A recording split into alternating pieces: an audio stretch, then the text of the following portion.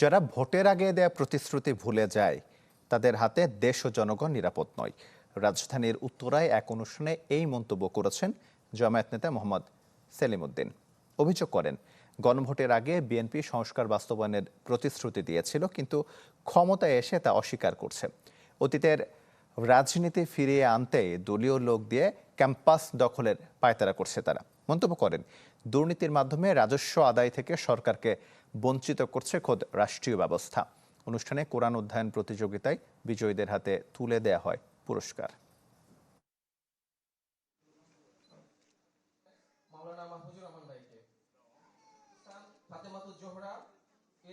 এই জাতি সমাজকে যদি বদলাতে হয়, আল্লাহ কোরআন দিয়েছেন, কিতাবুন আনজালনাহু লিতুখরিজান নাস মিনাজ যুলুমাতি ইলান নূর। আল্লাহ বলেছেন, এই কিতাব আমি দিয়েছি তোমাদেরকে অন্ধকার অবস্থা থেকে বের করে আলোর দিকে নিয়ে আসার জন্য। আমরা কিন্তু সেই অন্ধকারেই থেকে যাচ্ছি। এই জন্য এই সমাজ বদলাতে হবে।